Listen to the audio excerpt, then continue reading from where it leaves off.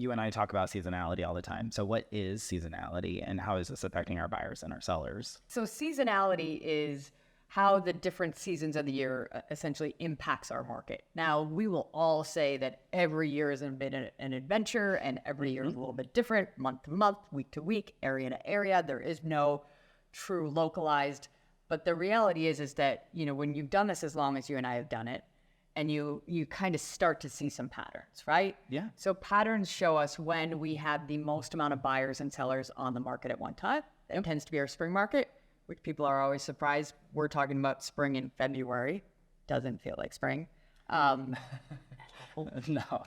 It'll still have snow on the ground. But yes, we're spring. We're spring. But, that's the time when we tend to have our most amount of inventory. Yes. But we also have our most competition. True. It's the most cutthroat, so the most choices, but the most competitors as well. That is a time that typically we tend to see prices sell at a bit of a premium throughout the year. Yeah. Our summertime market in general tends to be a little bit of a different change of pace. I always talk about that the market takes an exhale after the spring market, right? Spring market, we're a little crazy. We're kind of moving and shaking and doing a lot of things. And then summertime, most people are surprised. Most of my clients are surprised when I tell them that the summertime market is one of our more quiet ones. I always joke and say nobody wants to spend summertime with their real estate advisor, just because it's the time that we wait for all year, right? We want to get distracted. Festivals and we want to enjoy summer. Pool time, beach time. All of that stuff. Traveling. Totally. People get distracted during summer, so it actually can be a little bit of a more sluggish time. I always find like the spring market, you ramp up the pricing, and then the summer market, it stabilizes out. It balances. For certain. So fall market is always what I call the wild card. It's a hit or miss. Like for me, fall market is completely dependent on the state of the world, right? I think lots of things actually happen in the fall. For certain. So we can have a really, really strong fall market depending on where interest rates are, depending on tax conversations, where COVID was at, inflation, all of those things really. So in my mind, when I'm predicting towards fall market and what it's going to be, that's where I say it's the most reactive market in my mind. Yep. Based on what we tend to see. And then our winter market, that once again, it's a quieter time of year, but I'm always interested. It's one of our more successful times in the year because the people that are out in Q4 have to be. Yeah, right? They're super serious. If they're missing the holiday party to come look at a property, it's because they have to be. We have a lot of relocation that's bringing people in before the start of the year. We have a lot of people. If you're typically out in that time of year, you're determined. Yeah. So the question then becomes is how does this affect when we're having conversations with buyers and sellers?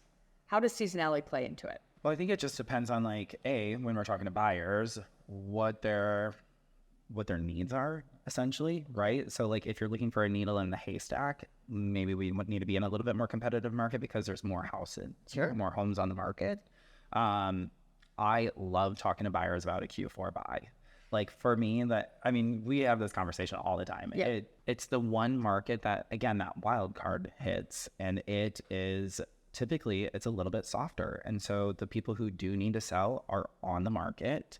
And so you can sometimes there's not as much competition, so you can get negotiations, you can do inspection negotiations. A lot of people don't realize that it's not just about the purchase price. There's other things that go into it. For certain. In terms of our sellers, the buyers who are purchasing are literally serious in that time frame. So, and it also depends if you're doing a move up, right? We talked about that too.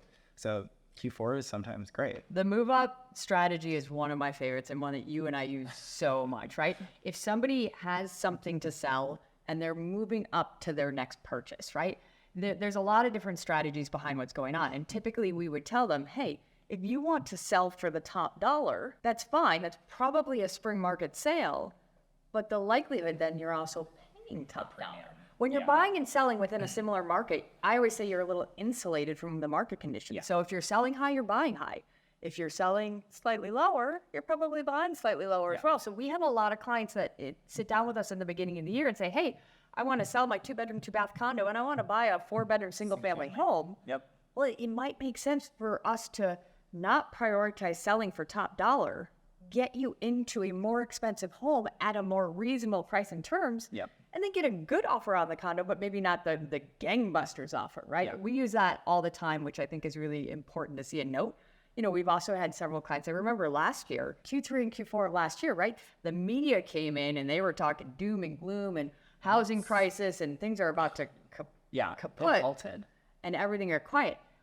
Most of our buyer sales in the end of last year were so good. They did well, but those were people that came to us and said, hey, we're thinking about buying in the beginning of 2023. And our response to them was, if you have it in your wheelhouse to do that sooner, you're going to do a lot better. Yeah. And what happened? Those people did great.